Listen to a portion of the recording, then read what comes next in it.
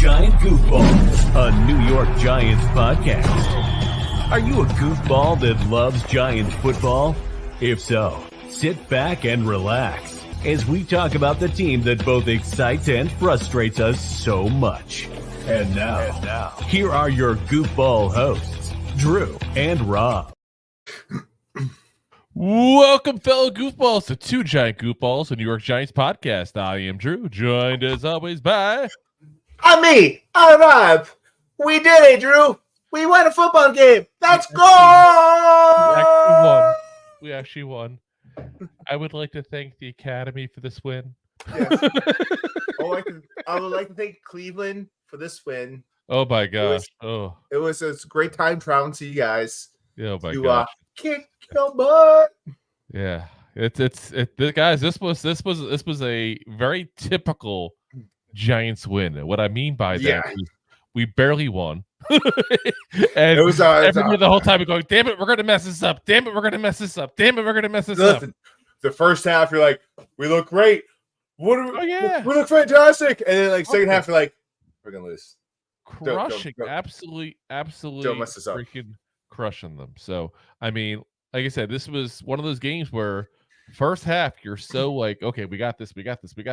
Second half, you're like, we're going to screw this up. Like, it's so typical. When's the last time the Giants ever won a game and, beginning to end, you're like, we got this?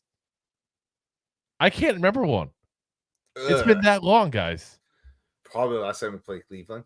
Last time we played Washington. Yeah, it's been a while. Okay. Not this previous time, but the time, yeah. Yeah. So, guys, we won, though. And it's not all positive. There's definitely some things that could have been a little better. And I don't want to overshadow that part of it there, but I don't want to be negative about it either. We won. You can't get on a winning streak without a win. Exactly. So that's a positive here. That's a positive. But, let's go over some of the stuff here in this game here. And in the meantime, guys, start letting us know in the comments what you think about this. Start letting us know what you think of this game here. And, get this out to the people by hitting that thumbs up if you're on YouTube, guys. So first up, let's go over the Giants pass rush, because we've been talking about this for weeks now. Like, where's Brian Burns? $30 million man is disappearing left and right here. He had the one sack they took away from him with that BS pass interference call in last week's game against the Commanders. But otherwise, hasn't been really a big effect to this team here whatsoever. Until today. Yeah, and then you got Thibodeau, 5th overall pick in the draft a couple weeks ago, basically been disappearing left and right. It's been like Dexter Lawrence has had to be like a one-man army basically at that point. And he's good, but no one's that good. So here's where we're at sacks for the game. 1 sack for Justin Pinnock, half a sack for Bobby Okereke, 2 for Dexter Lawrence, 1 for Elijah Chapman, half a sack for Nacho Raheem Nunez-Roches, 1.5 sacks for Aziz Ojulari there, and 1 sack for Brian Burns. Guys, that's a lot of sacks. That's more sacks than a Chippendale mail review here at that point. Okay, that's insane. That's a lot. It's like a bachelorette party, guys. So it's what I'm saying. Wait for somebody to come out in a freaking bow tie. It was that was brutal. And there was moves in here that, again, we've talked about before. Sacks is a nice stat. We like looking at them. We like seeing them. But when it boils down to is that's not the most important thing, because it's not always an indication of how well you got to the quarterback. And there's plenty of plays that show up. I'm going to use Thibodeau, for example. We got to talk about him because we've been knocking him for disappearing for most of the season so far. That man, in the end, did not have a single sack today. Let me be very upfront about that. No. But you don't think he got to the quarterback, you weren't watching this game. No, he definitely put a lot of pressure on the quarterback. And listen, you can't knock it. We talk about sacks is a great number to have, this and that. Yeah.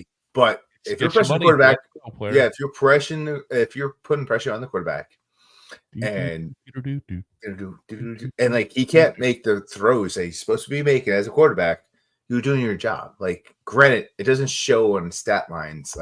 Oh my God, you stack this guy. You don't really see the pressure, or you can't really judge full pressures. But today, Tibbs, Burns, okay, Sexy Dex, they all were putting pressure on Watson the whole game. Oh, yeah. Oh, And yeah. it showed. It showed. Except the fourth quarter, but we'll get into that in a little bit here. Yeah, but, yeah. Like, you know, even a guy like Ojulari, who to me, I've said forever, this guy has potential to be a really good pass rushing specialist this year for us here. 1.5 sacks. I believe he had the fumble recovery on the botch snap as well, there, on the batch handoff. I mean, so, good by him all around, a guy that we also haven't heard much of. But the big one's Brian Burns. Again, he had 1 sack on paper, which was a strip sack, by the way, which was that much greater. But the man was showing up. There was a lot of plays that you didn't see him getting anything on the stat sheet. Like he had that one play, for example, he happened to get hand on Watson's arm as Watson's throwing the ball at that point. And while it didn't break up the play, it made the throw way off at that point. There's moves like this said for him that are not going to show up on the stat sheet. Brian Burns showed up today, point blank. Big time. He deserves credit. Thibodeau, again, didn't have a sack, but was in the backfield, showed up today. Ojulari showed up today. Dexter Lawrence always shows up, but shows up today, of course, as well. The big names you needed to show up showed up at that point. And that's the big move there. Even Pinnock, the guy was always been pretty decent as far as being a guy who, applies the pressure from the safety position on that kind of blitz there. Showed up today. This has been one of those things that they all showed up. Now, here's the part that I gotta be. I don't want to be Debbie Downer on this thing here because we won, but there's going to be a little bit here of it. A little bit of it here, and it's not even the disappearing act the pass rush had in the fourth quarter. I'm trying not to we have the ability as fans to always overreact to every game, and a lot of times we overreact in the negative connotation. We always think of it that way. All of us, including us. DJ had the bad first game. Let's bench him, blah, blah, blah. I still think we should have, but it's a whole separate thing. In this case here, we won this game.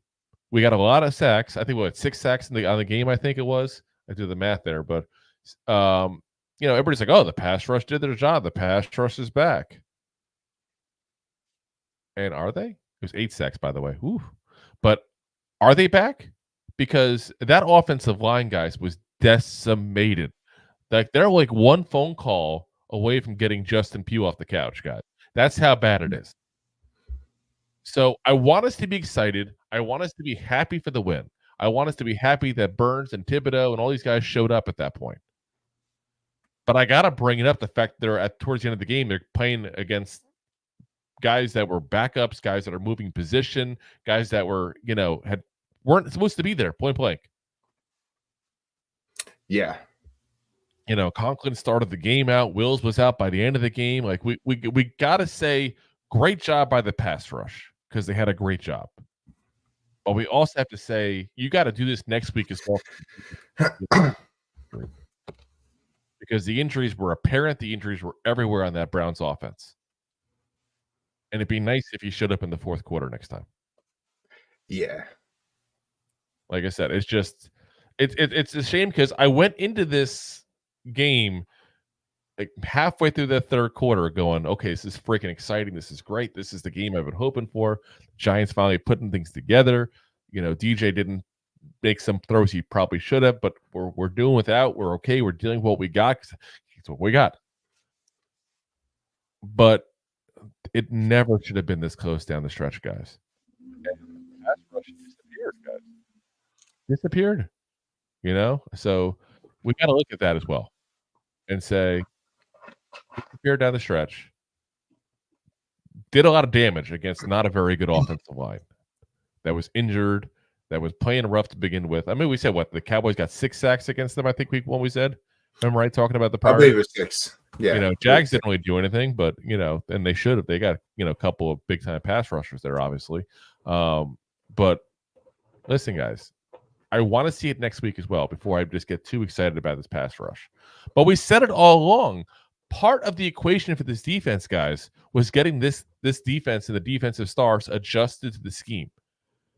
Because keep in mind, even for the people that have been here for a couple of years, this is a brand new defense.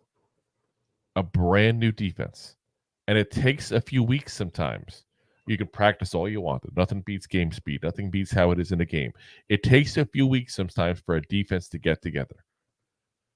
And we did it this time. We did what we had to do. And 15 points is not a lot of points to give up, guys. No. Again, it shouldn't have been. Let's be honest here. We could easily had a touchdown towards the end, and it could have been, 28-15. Singletary made the right move. I'm not blaming him for that. But the defense did their job, and we got to give them the kudos at that point. We got to give them the kudos. So let's talk about the kid who's a stud, apparently, Malik Nabers, who, guys, this guy, the pace he's on. Oh, show the rest of the jersey, Rob. I don't want to. Yeah, exactly. So Nabers ends up with 8 catches, 78 yards, guys, 2 touchdowns. He is the youngest player, guys, in NFL history. NFL history. Yes, not just Giants history, NFL history. That's pretty goddamn impressive. Now, let me see where he ended up for the game, because I was talking about it midway through the game. I'm like, he's on pace to break OBJ's record with the Giants as far as most receiving yards by a rookie. So he's at 271 now, because Google first doesn't show the 78 yards from today. It's just showing the first 2 games. So he's at 271 yards now on the season, okay? That puts him on pace for 1,535 yards, guys. That's goddamn impressive. And what was the record again that Puka did last year? 1,486 yards. He's on pace to break the NFL record, guys. That's a crazy thing. That is absolutely crazy. So, and look at his quarterback. Yeah. Now, I'm also looking this up because no one ever talks about this stat. Most touchdowns is 17. Guys, he's on pace for that. He's got 3 in 3 games. I don't want to get ahead of ourselves and say that Malik Nabers is going to have the greatest wide receiver rookie season ever. Like, that'd be way crazy to go ahead and say that at this point after 3 weeks. But he's on pace to do it. And that's impressive. It's not far-fetched to be excited about how great this guy's playing. With, the bad play we had last year, and get someone like Nabers to play like the best rookie to come on the field ever. It's something to be excited about. Like, even if he doesn't break these records, being on pace to break these records is something to be excited about. Like, we have, I guess, hopes, if you will, like maybe not for the season, but for our future. Like, we have to, like, think about it. Like, DJ's not our guy probably, but next year. Yeah. I mean, and it's not just that. It's also, and again, I don't get too far ahead of ourselves in the post-game show here, but it's also, if we draft a quarterback like everybody's speculating, you have a great weapon at that point to help make his job easy. The offensive line, we'll get into them later, is playing amazing. Now you throw in a legit number 1 wide receiver into the mix, and this is the team set up at that point for success down the road.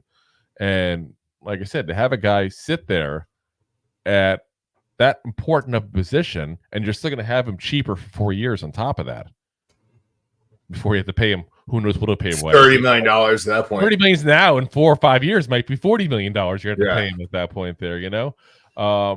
Let's see how many receptions we're at here. So let's see. He is on pace for 130 catches this year, guys. That's insanity. Like, what's the record? 105 for Puka last year. That's what I'm saying, guys. Like, be excited about that. Like, there's plenty to be frustrated with this game as much as there is to be exciting. But, I mean, let's think about, we keep on talking about Puka, but like, there's also Cooper Kupp there in the mix. There was a lot of talent around where Puka was to spread the ball out. Can you say that about Giants offense? No, not nearly as much at that point, guys. Yeah, and the touchdowns were damn impressive, especially the very first one. That catch was absolutely amazing. The fact that he planted that second foot down right before his hand hit there, And listen, I don't pretend to know what's going on, his mind, his body there, guys. Like, for all I know, that was luck that part of it happened. But if that was purely body control and him just forcing that foot down beforehand, like, that's impressive to do that in that kind of time frame. That's impressive. And like I said, I'm ecstatic, excited about this kid. I'm looking forward to what he does in his career overall, because what I do like about it, I mean, he's made a couple of moves where people have gotten a little upset about him, like the thing he said in the draft about DJ, which I still say was a dumb move. But again, 20-year-old kid who's going to make mistakes. Yeah. People complaining about the strip club thing. I couldn't care less about that. Who cares? He's Who not in doesn't trouble. love He's doing something 100% legal. Who cares? Yeah. But for the most part, he's looked very mature for being the new basic star of the Giants the last couple weeks here. And I'm looking very much forward to this. And I almost wanted to go through the TV and smack the damn announcers. First, now he's going to have to face the top flight corner on the team. Who the hell do you think is covering him, you freaking morons? Oh, they're going to have to cover against Ward because he's the top flight. This is the match we want to see all week. Yeah. Yeah. I mean, and both touchdowns, guys, were against Emerson. And the whole game, I'm going, why the hell is Emerson on this guy? Denzel Ward's been fighting an injury. And I think they just thought that with the injury, they were better off having Emerson, who's not a schlub by any means. Like, he's a good player. And I think that whole thought process was, let's put the healthier of the two on him. This was not a matter of it's not like Nabers was going against like the third corner on teams. Like, shut up. The hell are you talking about? Don't take away from what this kid's doing, because he's being extremely successful in not the best scenarios. We said DJ's not the best quarterback, and he's still extremely successful in the first 3 weeks here. Yeah. Don't try to act like he's playing against bullshit talent. He's not. I mean, it's also, media has not liked the Giants quite a while. Yeah. So no one's liked the Giants quite a while. In all fairness, the fans haven't liked it either. But I mean, they're acting like he's like, and like you mentioned, I'm going to use the analogy you mentioned a moment ago because it's perfect for this part of the conversation. Like, they're making it seem as if he's got a Cooper Kupp next to him, like Puka had. And that's not me trying to take away from Puka's season, because that was a goddamn historic season. Like, he deserves the credit for what he did. But what I'm saying is that Nabers doesn't have that. Do you really think teams Wandell? We got to put Wandell Robinson out there as the number one receiver? No, and no offense to Wandell, because we've talked nice about it in the show and him. We think he's a 100-catch receiver on a good offense all day long. But what I think is that if anybody was sitting there going, "Oh no, Wandell's the number one receiver," they're morons. They know nothing going on with the Giants whatsoever. Nabers was clearly number one receiver the entire season, going into the season, entire preseason, everything. Wandell, again, love the player. Think he's got a good shot here to be a really good player in this league overall. And he's a legit receiver. We already know that part. But again, I don't think he's reached his potential yet. But Nabers is legit. Nabers has been legit since day one, and he's been the number one threat for this Giants offense. And if these guys announcing this show here, I know Vilma was one I didn't listen to. I kind of tune the announcers out half the time. I just want to hear like penalties. It's the only reason I have volume up whenever I'm watching a game. But it's like, if you guys think that he was not the legit threat to defensive coordinators, I'm not talking for fans, but if defensive coordinators didn't treat him like the number one threat from the get-go, you don't know what the hell you're talking about. I'm sorry. You don't. And you got to just admit, and that's part of the problem with guys who are the ones who follow all of the NFL. You can't focus on these teams like people do that just cover one team. That's not to toot our own horn. It's just an advantage we have. We know more of the Giants than some of those guys at that point. A guy like Jonathan Vilma knows more on NFL. I'm not going to say otherwise because he played in it. But for people that know just the actual, Giants at that point, if all you cover is the Giants, you're going to know better.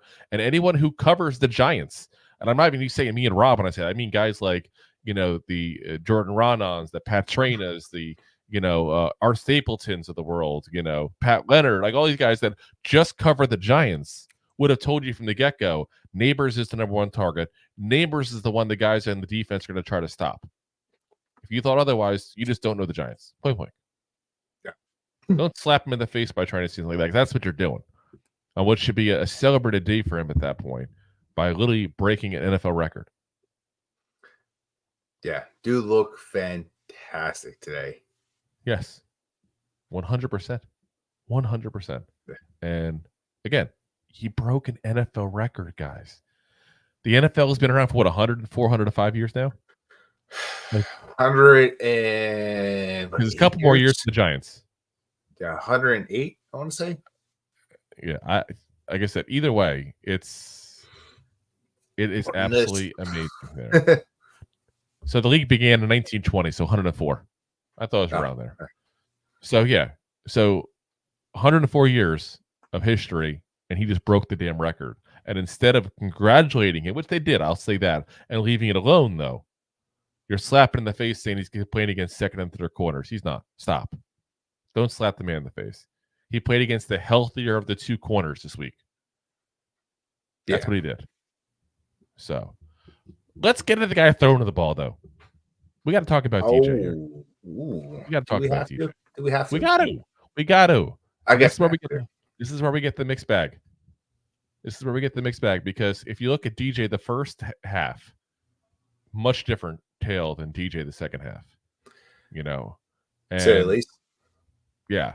I mean, what was he, 20 of 24 the first half or something like that? Something ridiculous, guys. Absolutely goddamn ridiculous. Like, that is an insanely efficient, and I want to say amazing, but efficient pass. Yes, efficient is actually the perfect terminology, because, like, yes, he wasn't, like, lights out, but he was 100%, like you said, efficient. Dink, dunk, dink, dunk down the field. Yeah. We're wide open. Wasn't like he was throwing them way down the field, but he was throwing deep dunks. Well, that's my biggest problem with them right now. Is can anyone tell me, guys in the chat? Let me know if there's something going on that I'm missing here. What name me one deep throw he's made well this year?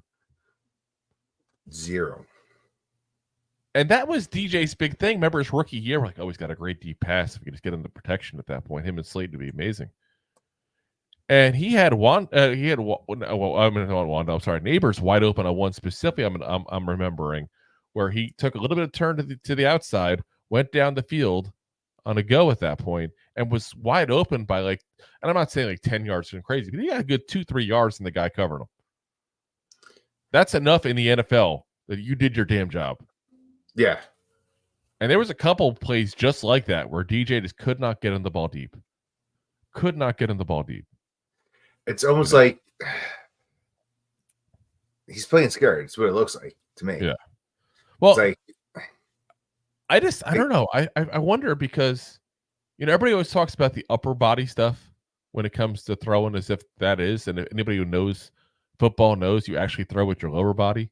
As weird as it sounds, because it's an arm motion, I get it. But your lower body and your base is a big part of it. It's almost like he's having trouble setting his base to set the throws, and he's overthrowing as a result. And I don't know if that's an ACL issue, or if that's, like you said, a confidence issue, or he worked this offseason to change his stance to more of a square stance than a slide body, if you will. So, like, if you look at him throwing this year compared to last year and years prior, like, he's more set in, like, right in the middle compared to, like, off to the side. Like, so I don't know if he doesn't have the confidence to throw like he did when he was side stance, but like he's throwing more square in order to help prevent injury. I think that's what he was talking about in this offseason. He needs to go back to it then. It's not working. Like I said, he used to be. If that's it, and I don't know if that's what it is. That's something that like Shea Tierney and Mike Kafka and the rest of the coaching staff needs to figure out here. But if that's what's going on, like I said, they're taking, I want to say like 2-3 shots you see at least a game that they're taking down the field. And every single one of them, he's overthrowing the ball. Yeah, I mean, actually, you know what? I'll give the one, because actually Malik Nabers had that one. He really ripped the ball out of I believe it was Emerson's hands at that point. That's the only one I could think of, and that's the only one he threw where it was still catchable, even though, to be honest, we're lucky it wasn't picked. But that was the one he threw that was catchable. So, you know, all in all, it's like shorter yards. We're counting on Yak. We're playing with the game as if we don't have the right quarterback. And again, I'm not trying to sit there and bash DJ. We won. Like I'm not trying to be that guy. I'm really not. But it's like you end up the game. Here's the stats for him: 24 of 34, really good percentage-wise. But 236 yards. That's less than 10 yards of completion, guys. That's, that's not bad. Don't get me wrong. It's just nothing to go, ooh, look what he did. Touchdowns, no interceptions. But let's be honest, guys. He had a couple of interceptions that easily could have gone the wrong way at that point. Pretty much. And if he had those go the wrong way, guys, the game probably is different. We probably don't 100%. win this game. We probably don't win him in that scenario. And that's a little scary. So, I know there's a lot of people that go, though, Daniel Jones played 2 efficient games back to back. Like, yeah, okay. He did, but is it enough for anybody to go and change their mind on DJ? No. So I think we're kind of in that holding pattern, which I feel like we've been in for 6 years now. But, like, we just have to go ahead and say point blank again, he is potentially the best quarterback we have. He's the guy the coaching staff thinks the best quarterback we have. And we're going to root for him as long as he's a Giant. We're not going to root against him. I know you get some people that, I hate Daniel Jones. He's going to fail. I want him to fail so he goes. No, he's still a Giant. I want him to succeed. 100%. I want the Giants to succeed.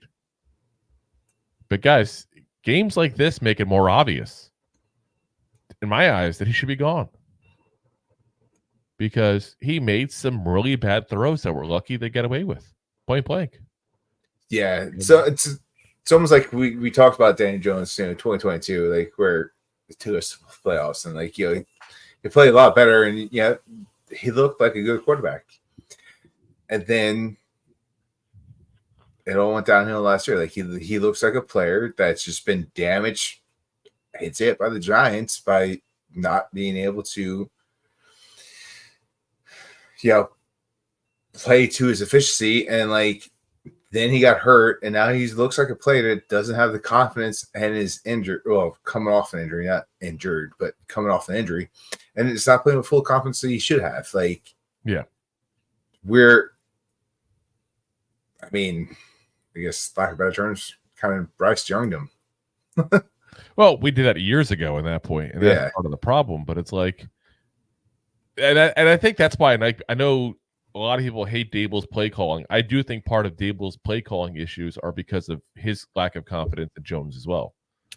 Yes, and it's also like it's very apparent in press conferences, not so much during the game, but when you hear about the coaching and the players talking about post game, a lot of script is not fulfilled, and they go off script in the offense. And you hear about Dable talking about like, oh, that wasn't the play that was called, but that's what happened. Well, some of that I think is also like in the first game, especially against the Vikings, I think he was more blaming not blaming, it's just giving kudos on a sly way to the defense for taking away what they wanted to do and them having to kind of scramble to go for second, third options. But I don't think I think overall, I really do think the playbook has been changed to be more conservative and shorter throws and stuff like that to deal with what the issues they have with TJ. 100%. I mean, go back. We talked about. I just said, 2022. Like how great we thought Dan Jones looked. Like how many deep balls did he have? Those teams later in the season. Yeah, he looked great against bad teams later in the season. You're right. But how many deep balls did he throw? That he has not thrown a deep ball probably more than 20 times in 3 years. Yeah. And that's concerning. If you want to talk about like what your position is, in the NFL as a quarterback, then you're not throwing at least one game on average a deep ball. That's a concern. That's a problem. Yeah. No, 100%. And I think one of the I think we need to like mix it a little bit here, because we also got to sit here and say that, hey, this is a really good defense as well that Daniel Jones did have an okay game against. And I hate to say that way, okay game, but it was an okay game. Again, he didn't blow the top off this defense. He missed guys that are wide open deep. He almost threw a couple picks. Yeah, got a couple picks that luckily didn't go his way. It did go his way, I guess, I should say. Yes. That we didn't get the picks at that point against us that would have probably cost us the game. But again, he's also, played against a really good defense. Like, this is not a bad defense, guys. The Browns defense was one of the best in the NFL last year, and most of the key players are back. Top 3. Now, you could also make a call. Again, I got to play devil's advocate on both sides, though, that Myles Garrett was obviously hurt, not at full self. Denzel Ward, I think that's why Emerson was on Malik Nabers for most of the game. I don't think Denzel Ward was 100% healthy either. We know he's dealing with an injury, but I think it was affecting him in the game even. There's definitely things you could say on the defense that actually, had it happen as well. But that's life in the NFL. We didn't get any extra points thrown our way because we had fifth string offensive linemen going in. So I don't feel sorry for the Browns, but I got to look at it objectively and say that it's a really good defense that he played okay against. And sometimes that's a win. In this case here, it is a win because this is probably the best we can hope for with DJ, honestly, guys. If we're being legit and honest here, it's probably the best we can hope for in DJ is to him have an okay game, throw the ball to Nabers make him look like a better player than he actually is. Because let's be honest about this here. The last 2 games, Nabers has gone off. The last 2 games, Daniel Jones has looked better. I don't think that's a coincidence. No, so you give him the time, you give him a number 1 wide receiver, and he at least looks somewhat serviceable until we get the full-time answer for this position next year. Correct.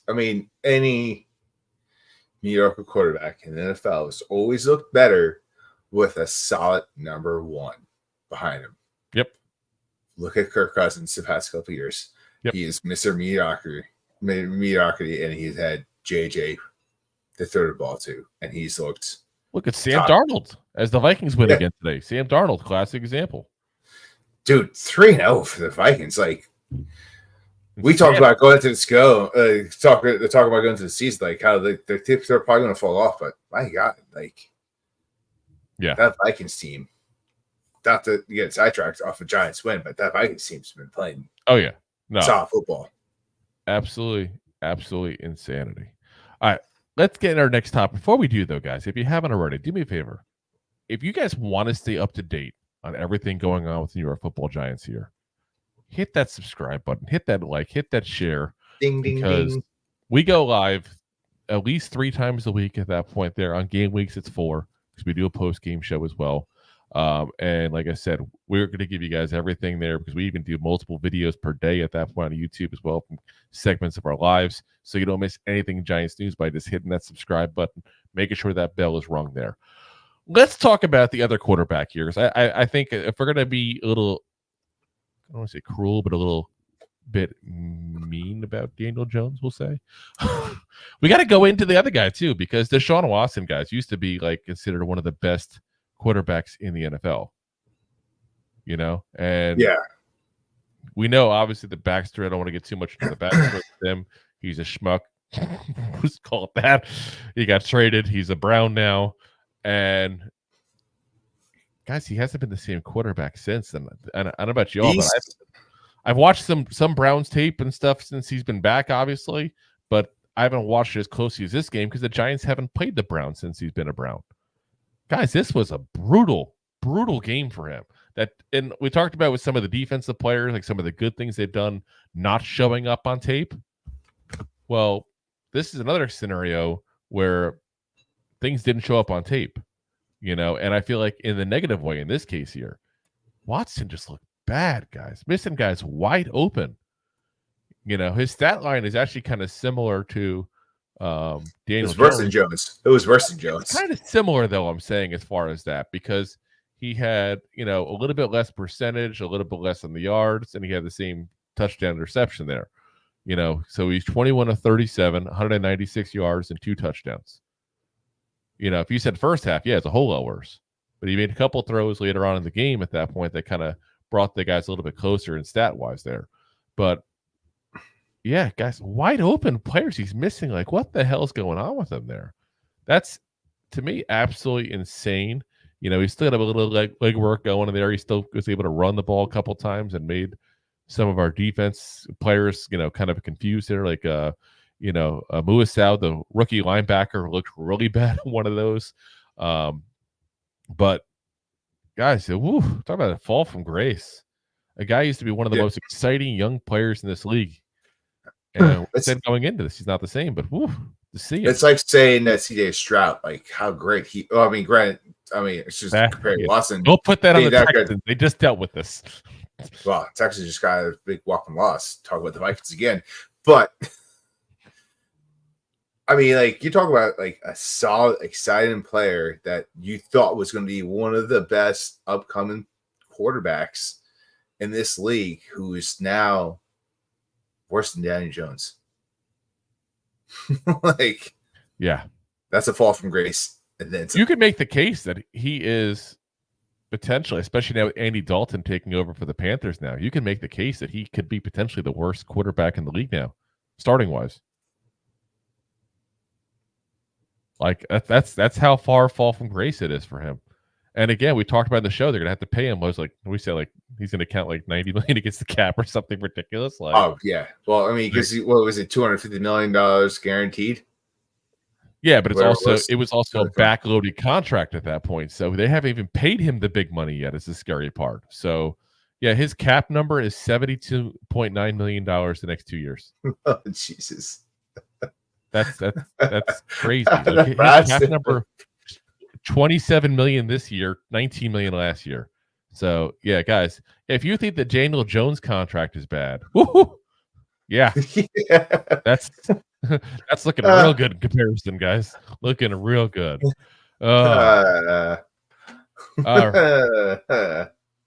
right, guys, we're gonna pay the bills real quick, and then we're going to come back. Keep going with the comments, though, guys. I see all your comments. As soon as we're done with the topics we want to talk about real quick, we're going to get in the comments. Except for Dakota, go after stuff. Control the rest of the show. No, Dakota's allowed to talk, even though his team won today, too, as well. I don't want to hear you gloating about that. But I was about to say, he barely won against the Saints. Still, they controlled the Saints. I said it going into it. People are excited because the Eagles' offense looked horrible, but the Eagles' defense held the Saints, who's been destroying teams the first 2 weeks. So let's go pay those bills, though. We'll get back to the rest of this Giants and Browns post game here. So, enjoying the show? Looking for more goofball action? Consider a membership at buymeacoffee.com/2giantgoofballs. Memberships start at just $5 and give you additional goofball access. One-time support payments also available starting at just $3. buymeacoffee.com/2giantgoofballs. All righty, guys. And of course, remember, as always, you can also, if you want to support the show, you can do so with super chats here on YouTube, or also you can do the stars on Facebook as well. Again, appreciate you guys' support there. And of course, the best way, hit that thumbs up, hit that subscribe. All right, let's get into the guy who, let me put it this way. If we had lost the game, would have probably been the guy people would have blamed. And not even Daniel Jones. And that's Deonte Banks, who we talked about it going into this season. This kid is a real test as his first year as the number one supposed shutdown corner here for this Giants team. You know, a gauntlet of receivers he has to play. I mean, again, the division has great players. We hate to say it because they're division rivals, but, you know, when you're going against A.J. Brown, CeeDee Lamb, and Scary Terry and Terry McLaurin there for 6 of your games, no matter what, you're going to have somewhat of a gauntlet. But you throw in the Justin Jeffersons of the world, you know, the guys that we're going to have to play here as well all throughout this whole entire team, this whole entire season here. This is one of the guys, Amari Cooper, who we talked about going into this game, looked absolutely horrendous so far this season, guys. He had like less than 25 yards in the first 2 games. Yeah. Absolutely horrendous. But it's a guy who did, 1,300 yards last season, consistently hits at least 1,100 yards in 5 of the 6 last seasons, if I remember the stat correctly, because I don't have that in front of my face right now. In this game, 7 catches, 86 yards, and 2 touchdowns. And the first touchdown, which we'll get into the cause of that later on here in a moment here, but the first touchdown, that one there is like, I don't want to blame Banks on, because that wasn't bad coverage. That was just, you know, Amari Cooper being good. Like, if he played, Amari Cooper doing Amari Cooper. Yeah, like if he had played against most different, you know, players and, you know, most top receivers, they don't make that play. Amari Cooper is one of those guys that I don't want to say he's a top 5 receiver, but he's a top 10 to top 15 easily. Easily. Yeah. Like, I mean, again, it wasn't the first 2 weeks, but I mean, historically, again, the guy's been 1,100 plus yards, but he averages about 1,200 yards a season, basically, Like, that's a really good play in this league. There's not many guys who do that on that kind of consistent basis, too, like he has. And again, on multiple teams, even. He did it. He almost did it for the Raiders, and then he goes to the Cowboys. Yeah, did it there, and then has looked really good. I think 3 seasons now he's been with the Browns now. This might be season 4, it's probably. This might be season 4, but is it season 4? I think it's season 3. I'd have to look at whatever. Either way, he's been really good though for them, and we knew this going into that. This was going to be a challenge for Banks, and. Yeah, he lost the challenge, guys. I mean, that second touchdown alone, absolutely egregious. Like, you can't be like 5 yards off at that point. Like, he was in the middle of the end zone practically. And this at the snap, like, you can't give that much room to Cooper, who's a guy who typically is more known for the deep ball, but runs very good short routes as well. It's just he's so good deep. Why would you not put him deep? There's no deep to go, guys. There was no deep to go. Like, the only way you would ever go ahead and set a guy that far deep in the end zone is if you thought it was going to be an obvious fade route or something like that. And I got to think that's on the coaching staff for putting him there. But it made him look bad. It made him look really bad, because that was an obvious touchdown. The second you saw the defense line up, you're like, Cooper's going to be wide open. We were all doing it at home, guys. You probably were as well, right? I mean, am I wrong? I was making tacos at the point, but yes. That was pretty funny. We're going to be honest. Tacos sound good. But, I mean, it's like that was such an obvious coverage mistake to make it's not even funny. And, again, if that's what they called, that's what they called. I don't want to put that part of it on Banks. But he just looked really bad because he was so far off of him. But there was plenty of other plays that he was just letting Cooper get the ball. The coverage was not good on Banks. He failed this one. He succeeded the first 2 weeks. He failed. And I think it's a little unfair to say he failed. Yes, he failed on some attempts, which probably coaching. Did Cooper have a really good game? Do you want to see he had a really good game? You just said, 78 yards, 2 touchdowns? Like, it's not like a great game. 86 yards and 2 touchdowns. That's really good. 7 catches. So maybe do the math. I will do the math, damn it. That'd be a 1,462-yard season. That'd be 119 catches. Okay, we also talked 34 touchdowns. We also talked about how great Cooper is, and he's good. He is. And it's very easy for him to get 100-yard games, and he was held under that. And yes, there were some bad plays in the end zone. That's his average last year, 86 yards. We just said that, 1,300 some odd yards. I just think that, and again, Banks is still young. He's still developing. But this is why I didn't like the plan of having Banks as number 1. I never did. Not this season. I think he needed 1 more year. And he's being kind of thrown out there. And that's what I'm saying. I don't want to say bashing, but I'm complaining about the way Banks played in this game. But I'm putting it more on the coaching staff than I am on Banks himself. Yes, that's what I was trying to say. And he's not put in the position to succeed when you're 10 yards off the guy when they're at the 5-yard line. That's ridiculous. That's what I'm saying. Like it's I don't think it's fair to say he failed compared to the coaching fails. I'll say he failed, but he didn't get set up for success. That's the way I'm wording it. Okay. Like that, like I just want to make sure like we're putting out there like it wasn't like his skill set wasn't what failed out there. It was more or less the play calling of like they both did. Honestly, they both did. Yeah. The play calling didn't do any justice, but there was times he was there and he just had too much separation, was too far off him. And that's not play calling, that's him not keeping up. There was part of that, but I mean, once again, if you were more of a man coverage play calling in the zone, especially like way zone in the red zone when you shouldn't have been. Like, does he get 68? Does he get 86 yards and 2 touchdowns? No, probably not. I mean, I think 1 or 2 catches less, and he'd be obviously one of them being the touchdown, and you would have said he had a good game.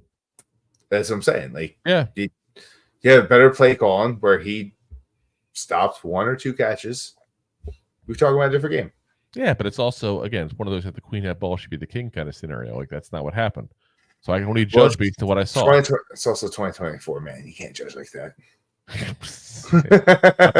Like, apparently, that's where we're at. Like, that's what I was able to watch, and that's what I got to complain about, because that's what I saw, is that he got burnt by Cooper a couple times.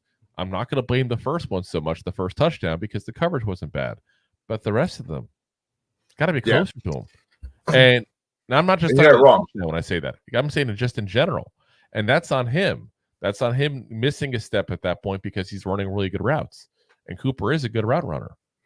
But this is why I'm saying, like, he's not ready.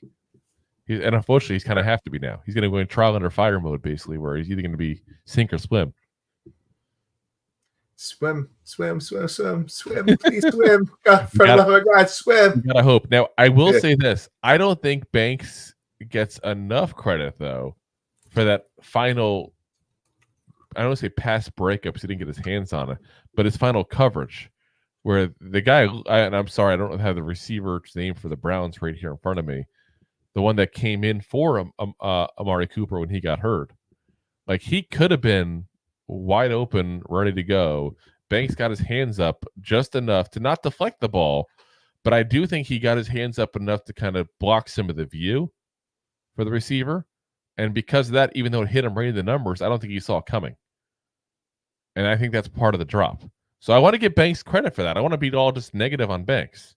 Like, that was a really good play on his end. But he got spanked by Cooper. You can call it that. I think you're going drastic there, but yeah, I don't think he's at all. Did you see Cooper struggling to get open? Did you see him struggling to catch the ball at any points?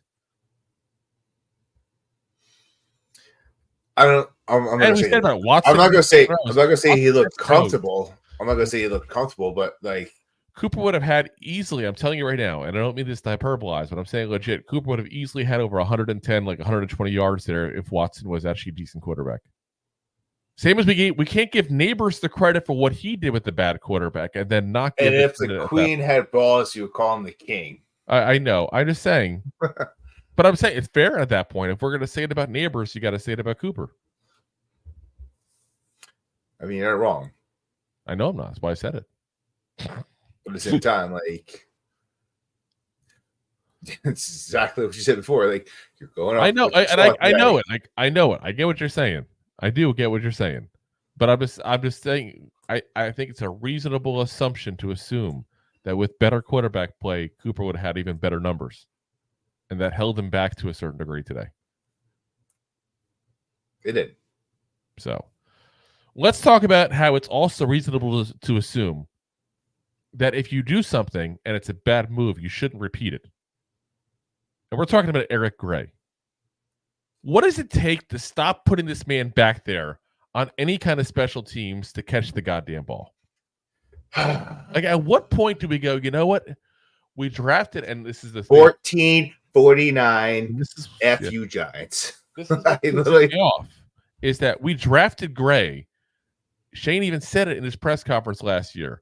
We drafted Gray because other people who were good at special teams and returning the ball were already drafted ahead of him.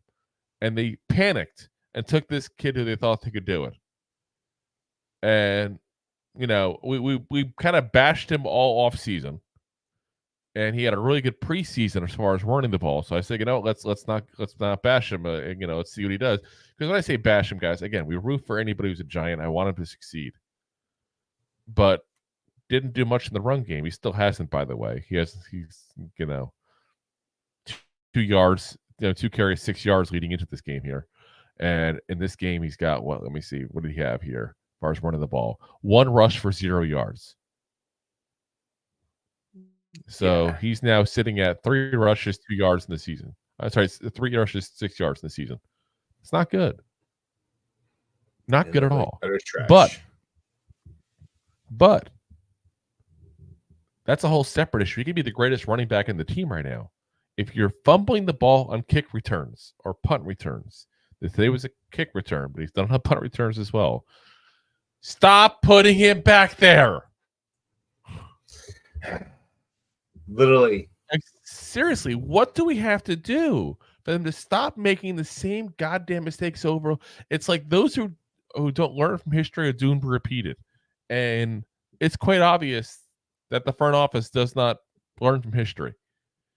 No, because we put, Gunnar Olszewski out there week 1 to play. He gets hurt during warmups, doesn't get to play in the game. We go ahead and get Gano out there week 2 when he was hurt. He hurts himself again. I know a different injury with the groin, not the hamstring. Groin and then hamstring issues, 2 separate issues, but I still think the 2 are intertwined somewhat. I was about to say he's gone. We didn't even have a backup for him. Well, guess what, guys? Week 3, we're putting Eric freaking Gray out there. Eric Gray. Like, that's absolutely goddamn ridiculous to do that again. Like, at what point do we finally go, this is a mistake? He needs to not be out there. He's either a backup running back or he should be off the goddamn team. Because if you're holding on to him specifically for his special team skills, they are lacking. And if you look at this game, for example, I said 1 run, 0 yards. Well, guess what, guys? Tyrone Tracy Jr., 5 carries, 23 yards. So what does that tell you about the coaching staff? That they think Tyrone Tracy Jr. is a better running back, who also, by the way, had 2 catches, 17 yards. I mean, again, he looked good in the preseason, guys. So we got to say, like, okay, maybe we're wrong about this kid. Maybe he's going to be decent. Like, I know it's just the preseason, but he looked good. He has not looked good so far this season, guys. And I'm calling for it point blank. You know what I'm about to say, Rob. It's your turn. Just say what time it is. Debbie Downer time? Jeez. No. It's time for your Arnold voice.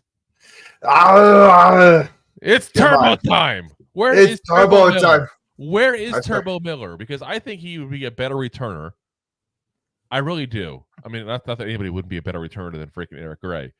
But on top of that, I still think this kid could be a good running back in this league. People keep forgetting he hasn't played actual organized football in like 2 years, basically. Pretty much. And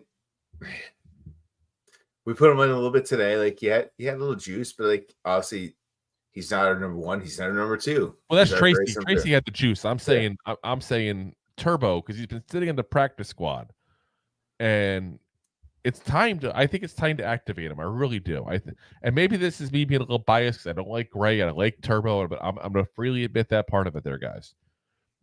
I root for them all to succeed, but I don't think that Gray is going to be a good player in this league. I really don't. And I think Turbo has potential to be something. Yeah. I mean, we've talked about Turbo quite a few times. Yeah. Like you said, it's Turbo time. It's Turbo time. Let's put them in. Let's do it now. Get them into the game. Get into that knife. Do it now. It's time, guys. Like, the Eric Gray experiment was a mistake. I think it's time to admit that, and I think it's time to move on, because this is not like the DJ situation where we're kind of stuck with DJ because we paid him a ton of money and we don't really have another option. Even though I do think DeVito still would be a better option at this point in their careers, just to see what DeVito develop into. Not that he's a better quarterback right now, but at least we see what he develops into. But this is a different scenario. It's a backup running back position. We're not paying Gray a ton of money. We have another option sitting there on our practice squad.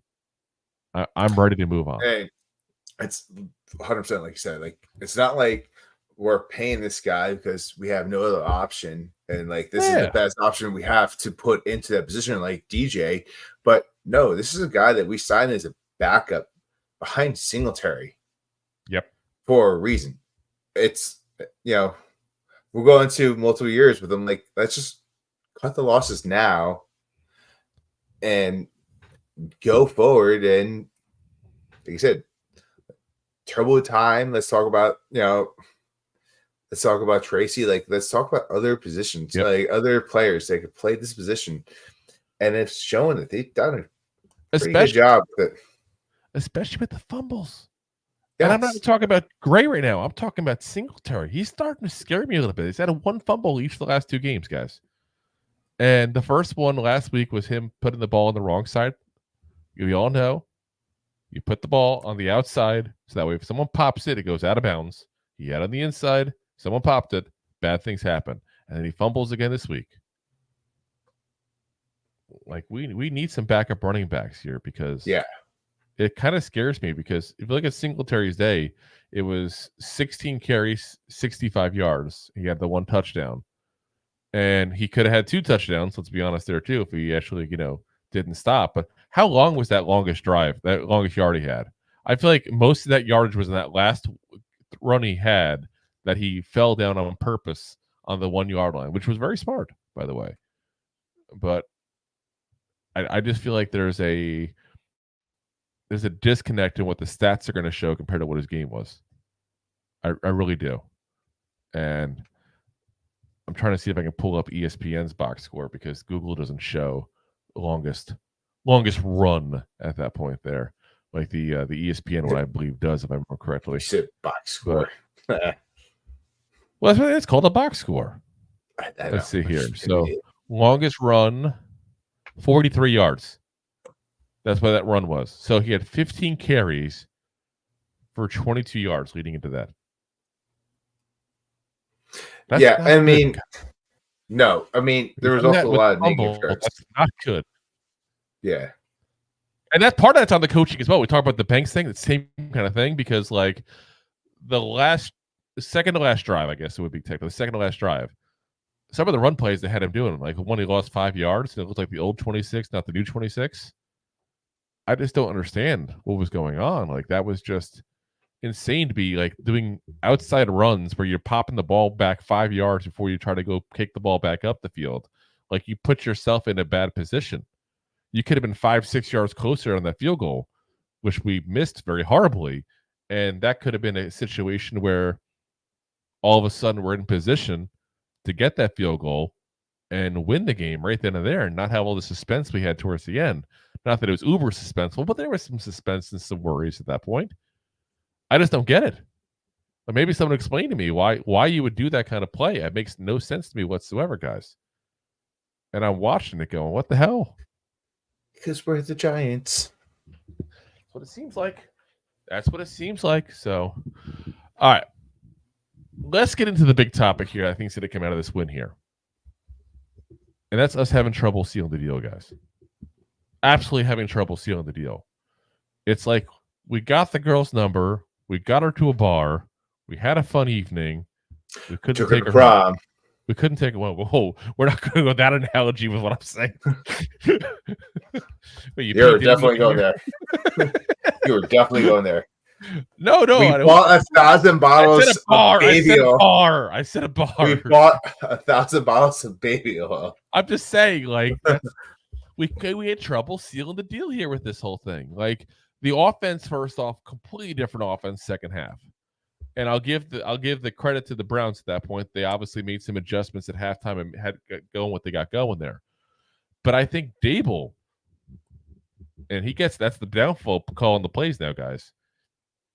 He gets some of the blame in this whole thing too, because there was some really bad play calling. I already alluded to the fact that they were doing like outside runs where they lost like 5 yards on the second to last drive. When with the second we got that ball back, I was saying run, field goal. Run away. No, because you would have sealed the game at that point. They would have gotten the ball back with like a couple minutes left and had to get 2 scores, and the Browns can't do that in a couple minutes. It's not going to happen. It would have sealed the game. But for whatever reason, they just didn't do it. They went ahead and outside runs, all these things. The drive before that, they were 3 and out, and they're calling horrible plays as well. DJ didn't have the best drive there either on that one, but it's like there was a lot of play calling issues I felt in the second half there. And it felt as if on top of that, on the defensive side, we weren't getting the pass rush we got in the first 3 quarters. like I said, very, very disappointing the way that ended, because this had the makings of a coming out party, so to speak, for the Giants, where it's like, okay, we're up 21-7 at halftime. And the reason they got 7 points is because we keep putting the horrible kick returner back there. Yeah. Like, why were we playing to allow them back into the game? Because that's what we did. Horrible play calling on offense, overly conservative on defense, and just not blitzing and doing the things we were doing that made us successful the first half. Like, when you're having success, you're up 21-7, and the 7 points was more on you than on them at that point. And you decide to just take your foot off the gas? Yeah. Like, why? Took his foot off the gas, let the 2-point version go in. Like, they just, I don't know, prevent defense. It was like that. I mean, it wasn't quite to that degree. Obviously, they weren't 10 yards back, except for Banks on that touchdown run, but touchdown passing. But otherwise, it was like that's what they were kind of doing. It's almost a semi-prevent, basically. Like, they played like a base conservative defense at that point. Didn't do the blitzing they were doing prior to that at that point, and it just didn't work. And I don't know, part of me's hoping that part of it is a growing pain on Shane Bowen, because he was the defensive coordinator for the Titans. But let's be honest, Mike Vrabel was the defensive coordinator for the Titans. I ain't trying to put the guy down, but Bowen was running his defense basically. Yeah, this is the first time Bowen's been the guy on defense. Yeah, that's true. So see, that's how upset Rob was. He left even. That's how upset he was. But it's like Bowen is a guy that he's going to have some growing pains potentially as a first-time defensive coordinator without having a guy like Vrabel helping him. And I do think that's part of what it was, guys. But bad play calling on both sides of the ball. And just disappointing at the fact that we could have had a legit solid win. And we had to play it close instead. And we were this close to losing, which should have been a blowout. That's a disappointing end. Absolutely disappointing. So, all right. Let's get to your guys' comments here, because I want to hear what you all think. So, if you haven't already, you got a thought, pop it in the comments section. We're going to start going one by one here. Connor says, well, they pulled it out. Yeah, they did. They pulled it out there. I mean, again, that's the key part. We won. I can't complain too much when we lost, but I got to point out some of the things that scare me a little on this win here, because this wasn't a dominant win. This wasn't a good team we were facing, and this is a team that was so injured. It's ridiculous at this point. Tim says, Giants beat the Browns 21-15 and got their first win of 2024 today. Hells yeah, they did. Deb says second half was same old, same old. Yeah, it's like they didn't want to win. It's like they were like, no, you can have this. We don't want this win. You can have this. Like, I don't understand that mentality. Like, why is it we never have games that we just feel like we were the better team? We played better. We won outright. The other team had no shot. Like, it just doesn't seem to happen that way. They're always close wins. It's extremely frustrating there. JJ says, what a win, Goofballs. Pretty good first quarter, and they couldn't do much in the second half, but thankfully Singletary pulled off that run at the end for the win. Yeah. I think, listen, the Browns were just as much trying to give up the win as the Giants were.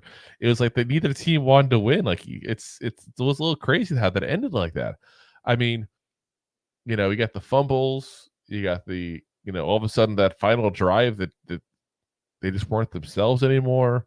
Like, it's just, like they didn't look on that final Browns drive like they looked the prior one at all. Like, all the confidence kind of left them at that point there. Especially the last play, obviously I know that, Cooper was out, but sheesh. And I give Banks credit for blocking the receiver's, vision, so to speak, with his hands, but it hits you. It hits you in the hands. You got to catch it. That's the rule. If it hits you in the hands, you got to catch it. That could have been scary if he caught that. Honestly, if he had caught that and kept that drive going, the Browns could have kept going at that point instead of getting the ball back and Singletary making that run. Because here's part of what, again, good play in the run. Not trying to take away from it, but let's be honest, guys. The game was pretty much over in that fourth down. The second that the Browns lost that fourth down and the receiver dropped that ball to hit him square in the chest, the game was over. There was not really much of a way that they were going to come back from that. I mean, nice to have a big run, I guess, especially for the stats compared to what they were. But yeah, that's not what changed as much as the drop did. That's for sure. Let's see. We got Mark says my survivor pick went down the Brownie Bowl. Mark, you go to Philadelphia and stick that right up your butthole. You just totally like dissed the Giants there. Is that what happened? Like, wow. Yeah, he's an Eagles fan. Oh, that's an Eagles fan? Okay. Well, you know, the smart pick is always go whoever the the Panthers are playing. That's your survivor pick. Yeah. Not wrong.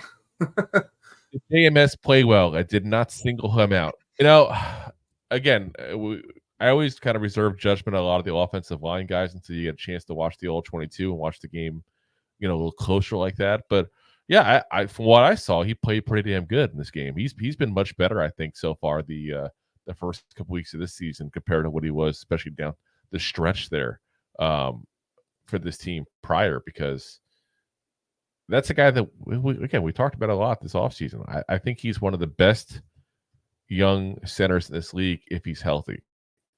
And I think people did not give him enough credit for playing the way he played last year while the issues were there.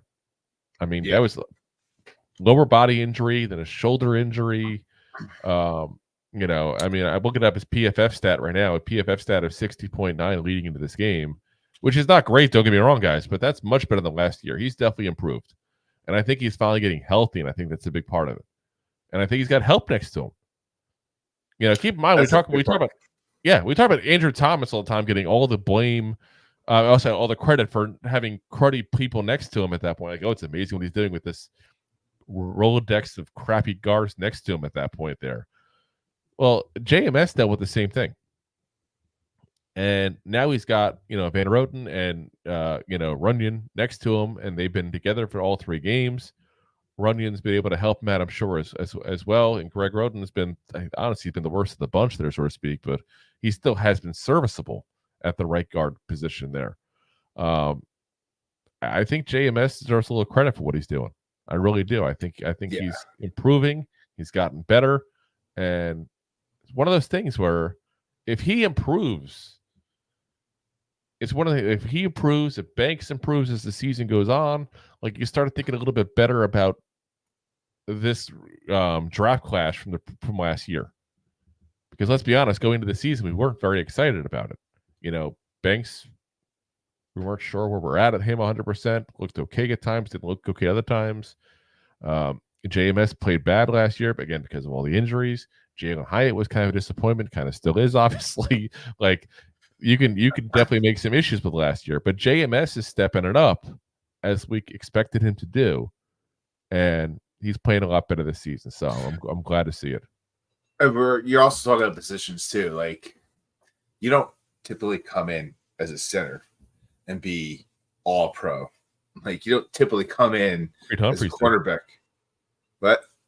Creed Humphreys did. Well, what's the deal? You named one guy had 4 years of football. But you typically don't come in like with the center position, the cornerback position, like, and expect great play. Like, yes, Hyatt. We were all excited about Hyatt because we got him in the 3rd round, and we were live drafting that night. We're like, why did he fall? Like, it's great we got him this late. I think we know why. Why did he fall that far? Like, obviously, there's scouts out there that knew things. Yeah. That, you know, you and I did not see. Yeah, well, we said it going into. We were not very high in Hyatt coming out of the draft, and a lot of people I know got very excited about him because of the speed. He's got that elusiveness, but again, I said it before. I remember correctly. The one-trick pony. Exact words I used was he's a one-trick pony. It's a nice trick, but it's just one trick, and he's a developmental wide receiver. So I'm not going to even blast the pick on Hyatt yet because we said going into it he was developmental wide receiver. Correct. So develop him in a year or so. If he's not good, then I'm going to be like, okay, this is a crappy pick. It looks bad right now, but I'm not going to blast him for it. But JMS is playing better, and JMS is a guy that I do think has looked good. And I didn't see a ton of pressure necessarily coming up from him at that point. And again, I want to watch the all 22 before I give a full, this is what happened kind of scenario there. But he looked better, I think. I do think so. Agreed. Connor said, I think DJ proved himself today and last week. I don't think so, to be honest. Yeah, I don't know. Yeah. Proved Did you watch the same game? Quarterback with a lot of help. Did you watch the same game we watched? I don't know. Past 2 games? Like I said, he didn't look horrible the last 2 weeks. It was a big improvement compared to the first week. Maybe that's what it is. He set the bar so low in week 1 that we're like week 2, week 3. That's it.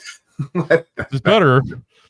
Like I said, if he continued the way he looked in the first half, it'd be a different conversation. But yes. like the play that I believe Slayton got injured on the play that I'm going to refer to, where he threw the ball so low and off to the side that he fell to the ground and stuff like that. He's not hitting guys in stride. He's not getting the deep ball right. Again, he's probably the best we got, so I'm going to root for the guy because he's a Giant. But I really would love to see what this team could do with a good quarterback. I do think that with the good quarterback, this team would be in a whole lot better shape. I mean, what team couldn't say that? Obviously, at the same point, most important position on the field. I think somebody like, well, with the worst quarterback, we'd be just fine. Of course, but we need a legit quarterback, guys. And I don't even mean we need a Patrick Mahomes. I certainly wouldn't complain if we got one, but I mean we need to get a guy that's a top 10 quarterback. And we need to develop a guy that is a top 10 quarterback. And DJ doesn't have that potential. And that should have been decided years ago, and it should have been walked away. I wish they would have cleaned this slate, honestly, when Shane and Davis came in. It's like, listen, this guy's not the answer. It's been a couple of years. But, they tried to. We could say that, in hindsight, but, they tried to. Hey, we did not extend him to the 5th-year contract. Yeah. And he played his best year, and at that point it's like, well, now you have to either pay the guy or get rid of someone. But they didn't bring any competition really ever in for him, and that's what upset me. No, we didn't. No one has. No. Gettleman or Shane, bring him somebody to compete against, because even if he wins out, which is what you would hope, because obviously they wanted to keep him long term. He's a good backup, and this guy's been injured every single year. You need a good backup when you have Daniel Jones, your quarterback. So you're not wrong. Yeah. So there's no downfall to it. Tim says still not impressed with Daniel Jones. Still not impressed with Dable's play calling. Again, I want to see his play calling with a different quarterback, and I might not see it this year. But I feel like that's his issue. I feel like he's holding this offense back because of what he thinks of Daniel Jones. That's what I feel like. He says also, D look great. And offensive played not lose the game in the second half. Yeah. That's accurate. That's 100% accurate, I think. So, yeah. Chad says, go Giants. Good. Tim says the Jones critique is reasonable. Like I said, I don't want to bash the guy to no end. We won. He looked good the first half. It's just didn't look good enough to change my opinion on anything. That's for damn sure. That's a fair statement, I think. JJ said, I knew the Vikings were serious since that week 1 win. People acting like we got completely obliterated, but these teams are good. Yeah. I mean, definitely, the loss looks better. That's for damn sure. Which I hate to say. It's crazy, but the loss. Yeah, it's better. But yeah, when they beat up on the Niners last week, and then this week just obliterated the Texans. That's for sure. Yeah, it just totally punked a team that we thought we were going to be 3-0. But yeah, but I mean, I still don't think you should ever look that bad. I've said it before in the show. I'll say it again. I don't get mad when we lose close games to good teams, even though I don't want to ever lose a game, obviously. When I get pissed is when we look really, really bad or we lose to a team we should beat. And that definitely falls in the we looked really, really bad category. Like that game, we looked horrendous. And a lot of it was Daniel Jones in that case. Again, not trying to beat the hell out of the guy. He played better the last 2 weeks, but that's why we lost that game. You're right, but what was the score of that game again? Poop to poop. Was it 34-7? Because that's what the Vikings did to the Texans. Oh, I get it. And But the Vikings, honestly, not to get too sidetracked here, but I'm going to question whether the Texans are that good even too, because they really didn't look that great against the Bears either. no, and it's also, I mean, very young offense that's come back off a great, stellar, you could say stellar year last year with a very young offense. And can they do what they did last year? We don't know, but at the same time, is that week 1 loss that bad? I'm gonna say no. At this point, like at first I was upset, but I was upset. But 34-7 was the loss. I looked it up to verify. So 34-7 was the loss. The Vikings put on the Texans today. 28-6 us. So no, but I'm saying like that's not that far apart. That's what I'm saying. Like, are you gonna say the Giants are as good as the Texans? Are you gonna put them in the same caliber? I'm honestly, I'm at the point where I don't know what to think of the Texans. I'm just saying, like, come into this year, you're probably going to say like the Texans were probably one of the top teams. I'm just saying that. I mean, by the way, we're going to almost halftime with the Panthers score. Remember, I told you Andy Dalton would be much better with Bryce than Bryce Young. 21-7. The Panthers are up at halftime. That's pretty damn good. That's like giant good almost. Like hopefully they don't have the same second half we did. Yeah. Dakota said, "Oh, can't put that up." He said about the birds thing. Yeah, I'll show you a bird, Dakota. He said just two drastic differences in experiences and skill set. And that was him talking about Banks and Cooper at that point, which, 100%. And Banks needs some more time. It's like you took the, you took the bread out of the oven before it had a chance to rise. That's what I feel like with Banks. Like we throwing him into a spot he's not ready for. So that's on the coaching staff and the front office. Dwayne says we should have kept Isaiah McKenzie. What's up, Dwayne? I was actually in the Giants Insider chat during the game there. And he and I go back and forth a little bit there. But yeah, Isaiah McKenzie, we couldn't keep him, got injured. So that's that. I think we might have kept him, honestly, if that wasn't the case. But yeah, he's injured. He's out for the year. So Omega, what's up, man? Says, what's up, fellas? No notifications. Sorry, I'm late. Yeah, and it's weird because YouTube is a little off with the notifications sometimes. It's the best way to get notified because they do a decent job notifying. That's why I always tell people, just like us on everything. Someone's bound to tell you we're on. Someone's bound to tell you. Omega says Theo Johnson, in my opinion, should have caught the ball. He's 6'7". Now, that is in reference to it was the second half towards the end where Theo Johnson got the ball thrown in. It was actually a very well-designed play, by the way. We're talking about the play calling earlier. Theo Johnson was wide open. He had about 2 yards of separation in the end zone, and DJ overthrew it. I'm trying to bash DJ when I say it. I'm just calling it like it is. DJ overthrew that ball. It did barely graze his hands, so you can also give some of the blame to Theo Johnson. But in the end, bad throw. It should have been an easy throw. Like I feel like a high school quarterback could have made that play. He just had a bad throw. But yeah, I mean, he did die for it, literally. Try to get it. So he was close. But DJ threw that ball just a little bit better at that point there. And that's a totally different outcome in that. He has a touchdown. We got the touchdown luckily in the end anyway, because Nabers got a second touchdown that way. So he was helping Nabers. Yes, that's it. Like a good neighbor, Theo was there. Solving the race problem says, any idea why Bowen continues to put Tay Banks on an island in the red zone? It's been easy TD every time. Yeah, we talked about it. I don't understand why he put it on an island in general. He's a young corner in his second year trying to be a CB1. He needs some help. You got to back the Banks up with FDIC. Like, you got to go ahead and do it. Like, there's got to be some kind of backup help at that point there for this guy because he's not ready to take on top receivers one-on-one. And my biggest concern I have is you had a little bit of hope for him as being a valid corner in this league after that first year. I'm not saying valid number one, but a valid corner in this league after the first year. And if you keep putting him on an island, and it keeps getting burnt, you're going to ruin his confidence. If you ruin his confidence, he's going to be ruined in general. Not cool.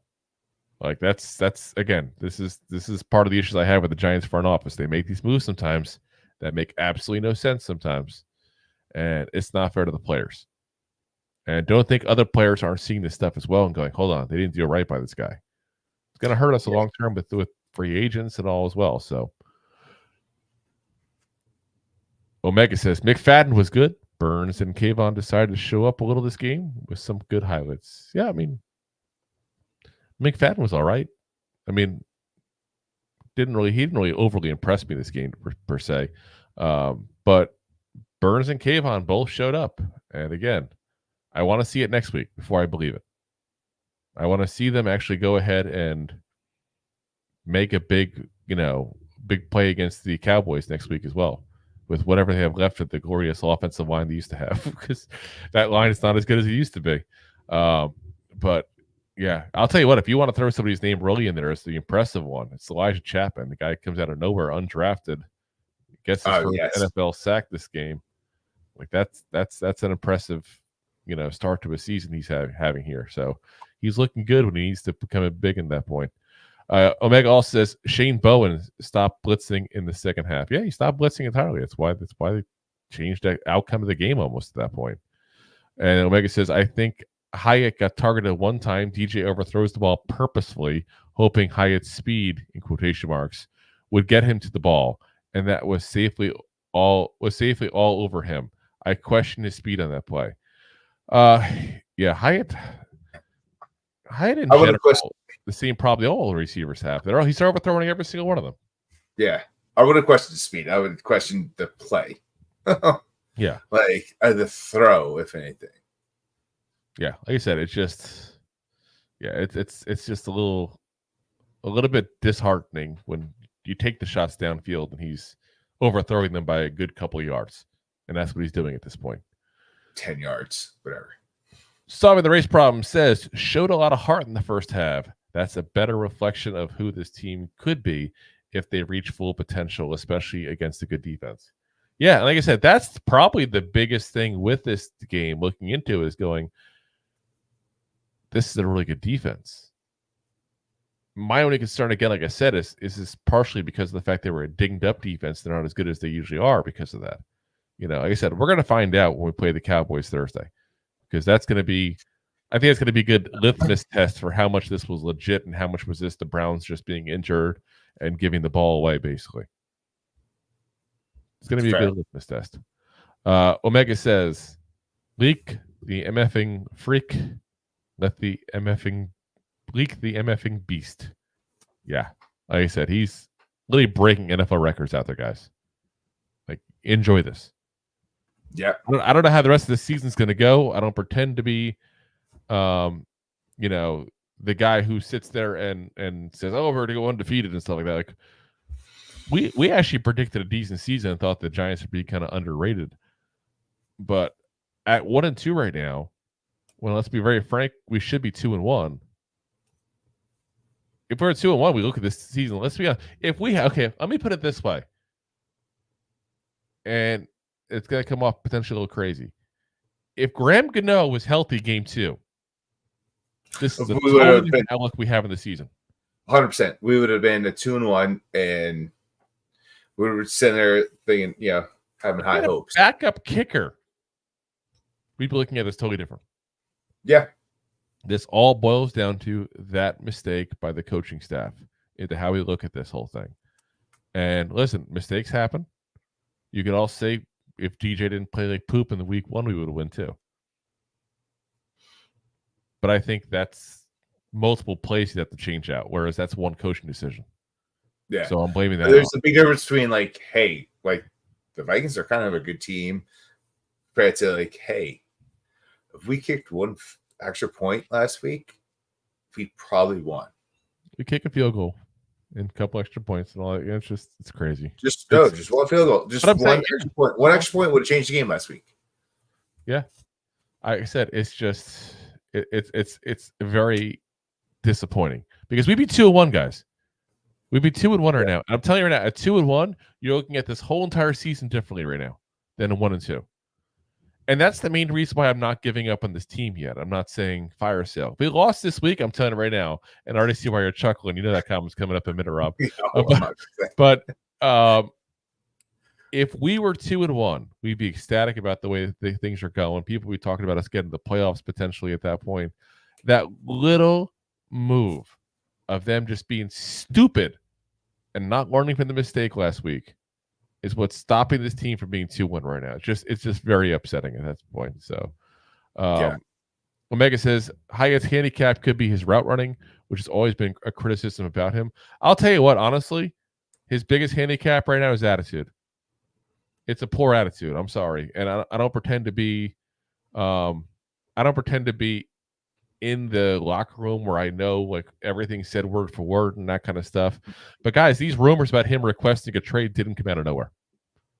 And he's come out publicly and said he didn't ask for a trade. And I'll take him at his word.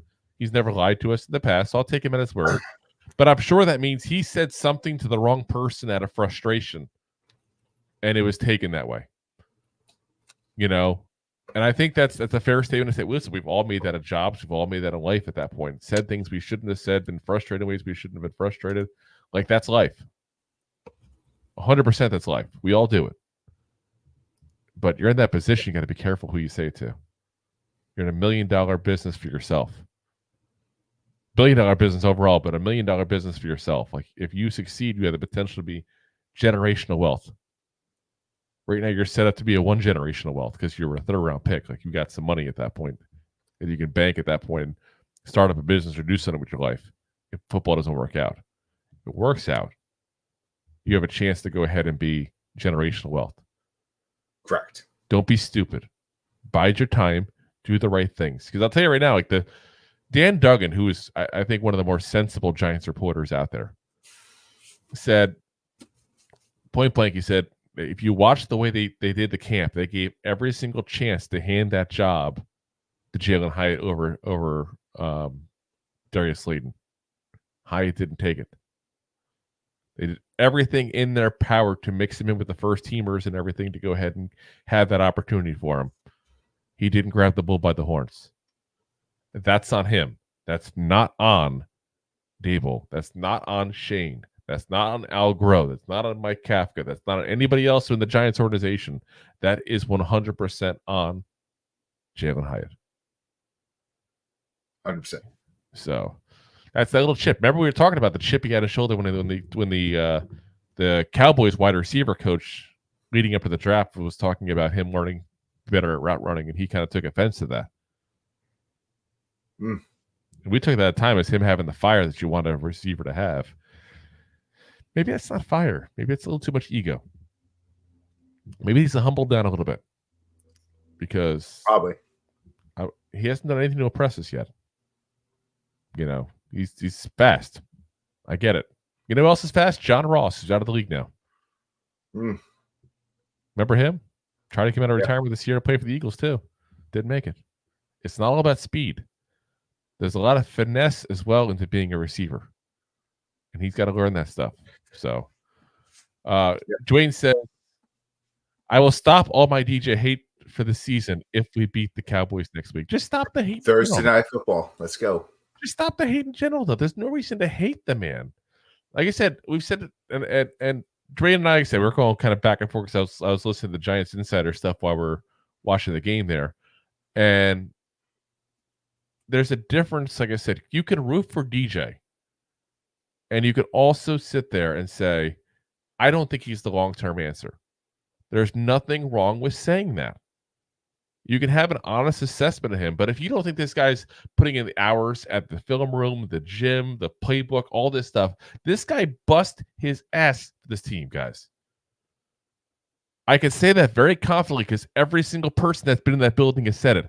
Past players, the guys who are the past coaches on this team at that point there, you know, the guys who were in the press at that point that go in there.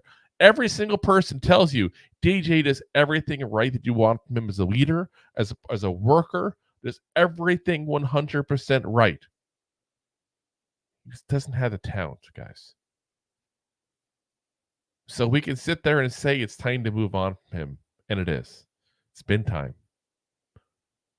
But we can also sit there and say that as long as he's the Giants quarterback, we're going to support him in any way we can on the field as far as cheering for him and getting him rolling at that point. We're going to go ahead and, hope that we're wrong and he's a better player than we think he is. And that's what I mean by that. Root for him to succeed because he's a Giant wearing a Giants uniform. But you can also say that while understanding he probably won't succeed to the point where you need him to. And it's time to move on after the season. But in the meantime, we're rooting for him. That's all I'm saying. That's all I'm saying. We don't have another option, guys, really. We don't. Solving the race problem says, what did you guys think about Giants going 5 wide and letting Danny win the game for us? Not hiding him by running the ball too much. Honestly, I feel like we were hiding to a certain degree. Where he's running the ball towards the end of the game. We're going ahead and running the ball out wide with Devin Singletary in that second to last drive at that point there. Like, we didn't put the game in his hands, I felt like. And that might be the right move, to be honest, because he is Daniel Jones. Just saying, might be there. But and that's part of why I say we got to move on. Because I don't feel like we have the guy that we trust when the game's on the line. We know the guy that we trust going to lead us to a potential Super Bowl. Okay, guys, we're the Giants. We win 1 Super Bowl a decade. We have higher standards for this team than most fans do. And that's fair. He's not the guy. He's just not. He also says, bold move by Rob buying one of those hideous jerseys. There he is. Fantastic jersey. There he is. And then Deb says, and I think it's a valid thing. Deb says, solving the race problem. Ask Rob to stand up and show you what number is on the jersey. No. Rob, No. Do a little catwalk on the catwalk with that number 9. Engine number 9. So when you buy the jersey 3 days ahead of the guy, and now it's in his actual jersey. Listen, if he had kept everyone goes number 9. Everyone thinks he's going with his college day, number, but no, this guy goes and he picks a number out of retirement. And God damn it, I spent too much money on a jersey that's garbage now. I'm just saying, if they had actually kept the number 9 for him, made Graham Gano change it, that would have been a absolutely spectacular thing to do. The engine number 9 thing every time he won a touchdown. Could you imagine that? That would have been absolutely freaking spectacular. Seriously. But yeah, they gave it to Gano. And listen, Gano is the veteran. That's the way it usually goes at that point. So, it's his life at that point there. But yeah, that's that. You can just change the stitching and make that a Graham Gano jersey. I might have to. I think or change get the 9 to a 1. Get a 1. Get a 1. But you're gonna see the whole. Yeah, so I think so. Yeah, might be a no jersey down the road. Dwayne says, I believe all of that. I'm sure he's a great guy and great teammate, but I still think he stinks. And again, you can say that he stinks. No one's stopping you from that, man. All I'm saying is if you're not rooting against him and you're saying you hate him, you're not a Giants fan. I'm sorry. And I hate to put the book out of this is the rules of being a Giants fan, but that's the way it is. If you're not rooting for the guy wearing the Giants uniform, that is the actual definition of being a fan of the team. Yes. It's called literally, if you're hoping the guy on your team is doing something bad, then you're not a Giants fan. That's what I'm saying. And he says, if we all know he stinks, why do we keep rolling him out there? That's a damn good question for Joe Shane. We don't have anyone better. That's why. So, Dwayne, I'll tell you point blank. We've said in the show multiple times this offseason they should have paid whatever they had to pay to get Gardner Minshew. Or Winston. I am still a fan of Jameson Winston. I would have taken. Listen, I don't want to say I'm a fan of Jameson Winston, but I think Jameis Winston is a better player than Daniel Jones. I just like seeing that guy out there. And He's going to throw 7 touchdowns. You don't know if it's going to be 7 for you, 7 for them, or somewhere in between. Definitely, but it's just like exciting to watch. Definitely a bit some nice. And you know what the other thing is too, and I've said it before, and I'll say it again. You brought Dable in here because he's a QB whisperer who fixed Josh Allen's problems, but I still give Josh Allen the credit for that, not Dable, because Dable didn't do crap as an offensive coordinator in Cleveland or Miami or anything like that with quarterbacks. But that's the one thing he did do, especially his first year here, and you can say going forward as well, except he got a couple close calls today. Daniel Jones has been much better with the football since Brian Dable came to town. The turnovers have definitely gone down. I mean, half his interceptions last year because they bounced off of Saquon's hands. Let's be honest in that. Yeah. I'm not saying he's good. I'm not saying he's good. I'm not. Listen, we had one great year where he was the best and not turning the ball over. So, do we bank on that stats? Because I'm just saying the last 2 years have not looked good. But I'm just saying we talked about it last week. Last week. He has more interceptions than touchdowns. Well, that's the lack of touchdowns, but more the problem than the actual number of interceptions. That's a big problem when you're a quarterback. You need to throw touchdowns. But are we going to sit there and say that like he did that much better? What I'm not saying that. What I'm just saying is that I think Dable could have potentially fixed some of the issues with the interceptions and all with Winston. I think he's good enough coach to solve some of the problem, at least at that point. And I think Winston, while I don't like him as a quarterback role, would have been an improvement over him. But it is what it is. We can't fix that. Yep. And then solving the race problem is laughing at you, Rob. He's laughing until he's crying you in a corner of his emojis. He's crying in enjoyment of this beautiful jersey. He's enjoying that. Yes. And Mark Italian Prince says, "Good no lover." He says, "Since looks like soccer jersey, good no works." That's true. It's gonna be a rugby jersey. You're not wrong. You're not wrong. It's a rugby one. Yeah. Dwayne says, "Y'all misjudge me. I'm not rooting against him. We all know he is the problem, but I'm not a fan because I'm vocal about it." No, that's not it. What you said, Dwayne, the other one, for those who may not have been the Giants Insider one, because they did a pretty good show with Jerry Foley there live while they're doing the games there. What you said was, I hate him. And every single time he made a play, you were quiet. Every single time you made a bad play, you were on him. That's all I'm saying. You can't hate the guy who's on your team and who's busting his butt.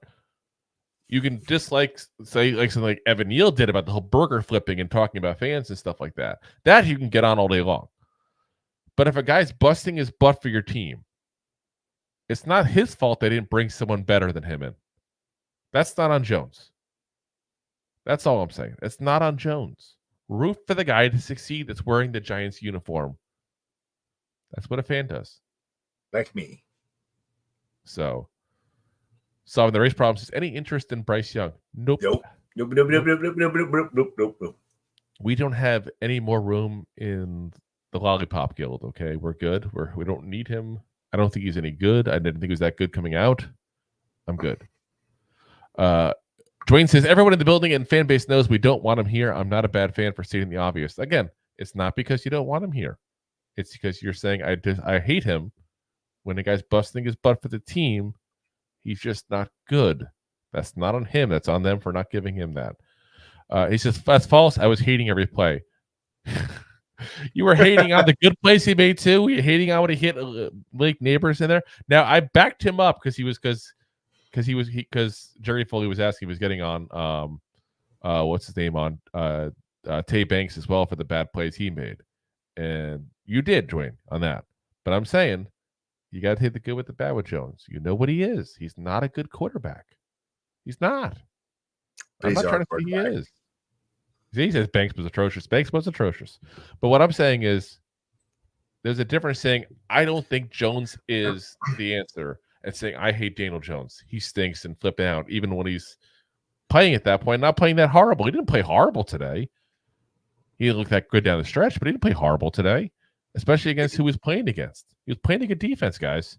Yeah, he looked like a mediocre quarterback in this league. But like, if you look at the stats around the league, like, let's be real, like, it's not like there's a lot of quarterbacks this year that's throwing 300 plus yards. No, that's 200. Like, DJ's numbers of 2022 has been like the average almost, like, of what's going around in the NFL. Like, you get 200, 220 yards. Like, you talk about 1 o'clock games, like, how many quarterbacks went over 200 yards?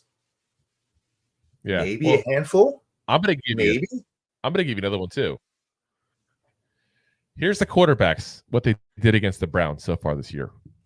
Trevor Lawrence, 13 of 30, 220 yards, no touchdowns, 13 to 30. Great game. Dak Prescott, 19 of 32, 179 yards, 1 touchdown. Guys, you can make the case that Daniel Jones has played better than anybody else against the Browns so far this season. Yeah, can you make the case that Daniel Jones is a better quarterback than Trevor Lawrence or Dak Prescott? Because Giants fans, there's a lot of them out there were talking about bringing Dak in. I don't think very highly of Trevor Lawrence necessarily, but I do think that Dak is a better quarterback than Daniel Jones. I'm sorry. I do. I hate to say it. I was a Giant fan. I hate to say it. But once again, I hope Jones proves me wrong, and that's the difference, Dwayne. By the way, I hope Jones proves me wrong. I wrote it, but I'm being serious. Like, that's the difference. Is I hope I'm wrong. I hope Daniel Jones all of a sudden wakes up tomorrow as an All-Pro quarterback. I'd be ecstatic, goddamn ecstatic. I just don't think it's going to happen. Yeah, even as Dwayne says here. Breakdown first half versus second half. His stats dramatically fell off the second half. That's not good quarterback play. I'm sorry. So to be sorry. We said it too. We said it. You're wrong. We literally an hour. We're not saying we hate him and he stinks. 35 minutes ago, we want him to do good. We want him to do good. That's the difference. We don't say I hate him. I don't hate him. I just wish he was a better player. That's all. He's not though. It is what it is. So yeah. All righty, guys. So tomorrow night, guys, we'll be back on live again with you guys, 9 p.m. Eastern Standard Time here. Now, we're going to be doing things a little different this week. A little different because we got a Thursday game, guys. So Rob and I still got to figure out our schedule with everything there, but I think everything's going to be pretty much the same this week here. We'll do a game tomorrow. Show tomorrow, show Wednesday, show Thursday, 9 p.m. Eastern as always. I don't know if we're going to do a fourth one because it depends on what we end up doing schedule-wise. We'll figure that out as we go, so to speak. It always gets a little more complicated when that stuff happens there. So keep an eye out. The best way to keep an eye out is if you haven't already, first off, hit the thumbs up, please, for us because it helps that if you're on YouTube. But hit the subscribe. Hit the bell.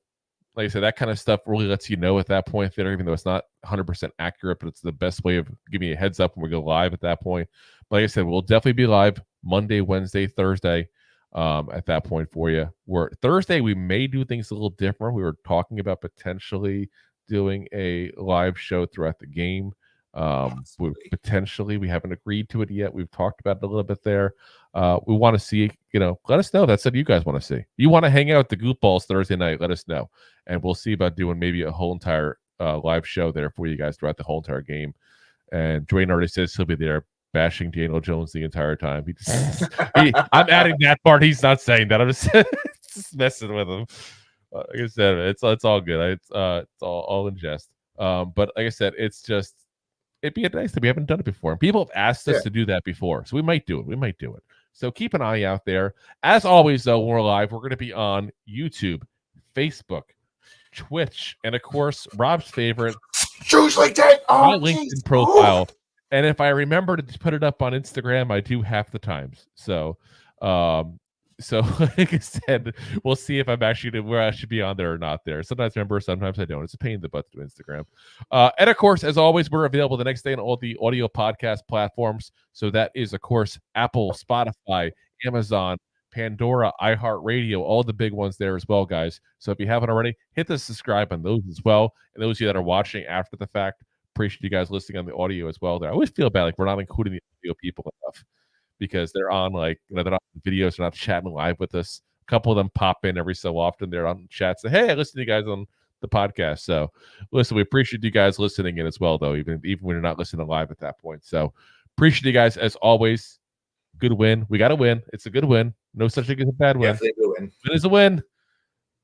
So let's hope it's a streak to a start to a streak there, of course, there, because I'm really hoping we beat the Cowboys. Wouldn't that be nice to beat the Cowboys for once? That'd be fantastic. That'd be freaking amazing. So maybe that's what we'll do tomorrow. You're the best. Might do the pregame episode tomorrow for that even.